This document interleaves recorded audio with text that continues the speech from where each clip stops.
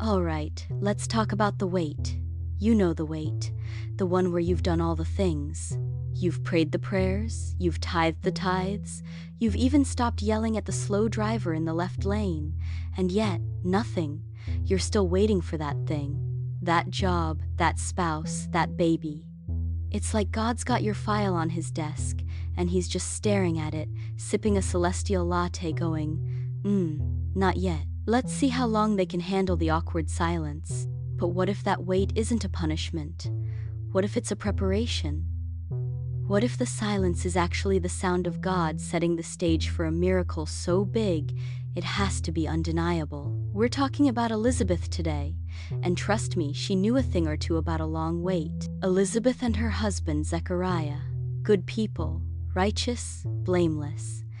The kind of couple you'd see at church and think, wow, they've got it all figured out. Except for one thing. The one thing that mattered most in their culture. They were childless, barren.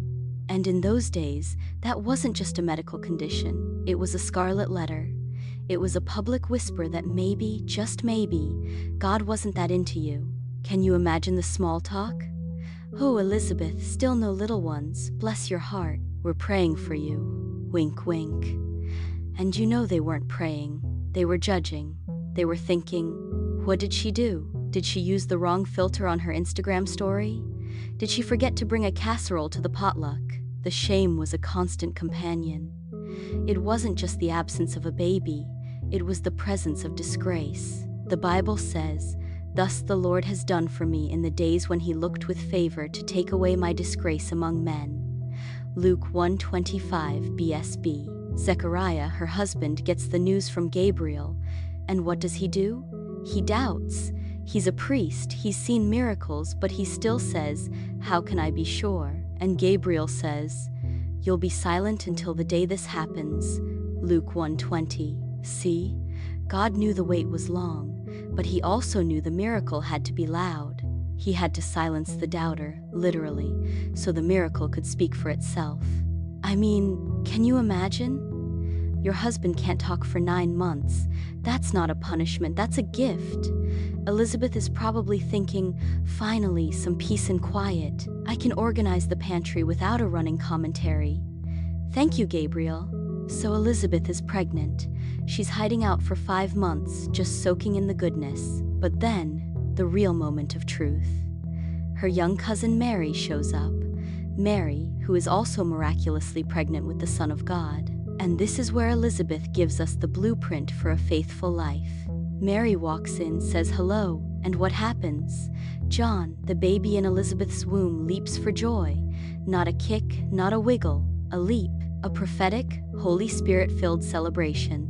Elizabeth, the woman whose lifelong dream is finally coming true, doesn't focus on her own miracle.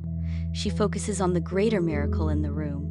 Elizabeth cries out, "Blessed are you among women, and blessed is the fruit of your womb. Why is this granted to me, that the mother of my Lord should come to me? For behold, when the sound of your greeting reached my ears, the baby in my womb leaped for joy."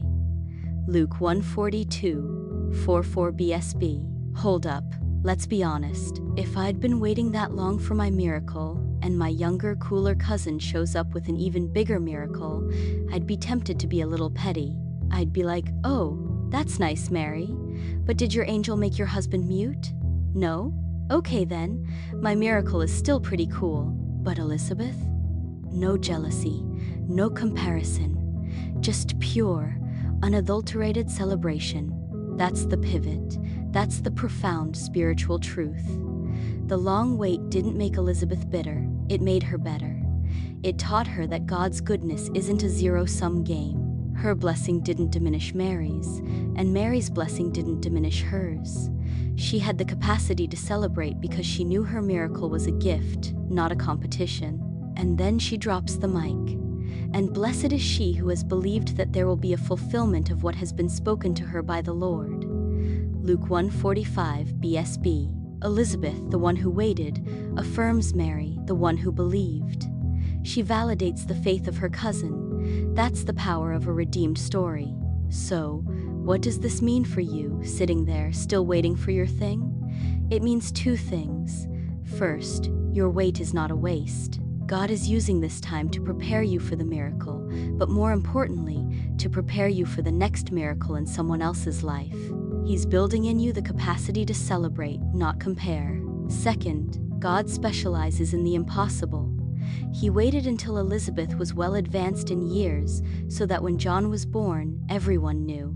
This was God, not good timing, not a lucky break, but a divine intervention. Your delay is not a denial. It's a setup for a miracle that will silence the doubters and glorify God. Here are your 2 action steps this week. 1. Celebrate a stranger. Find someone who just got their breakthrough and genuinely celebrate them. No comparison. 2. Write it down. Write down the impossible thing you're waiting for. Put today's date next to it. And then, trust the divine timing. Look, I know the wait is hard. It's like being stuck in the middle seat on a cross-country flight, and the person next to you is eating a tuna sandwich. You just want it to be over. But remember Elizabeth. She waited, she was shamed, and then she gave birth to the guy who literally prepared the way for Jesus. Talk about a comeback story. Your story is still being written. The barrenness, the waiting, the shame, it's not the end. It's the prelude. God is weaving a tapestry of grace, and your impossible situation is about to become His greatest testimony. He sees you, He remembers you, and His timing is perfect. Believe that. If this spoke to you, hit that like button and subscribe. And let me know in the comments. What impossible thing are you waiting for? We're praying for you. Share your thoughts in the comments below. Thanks for watching.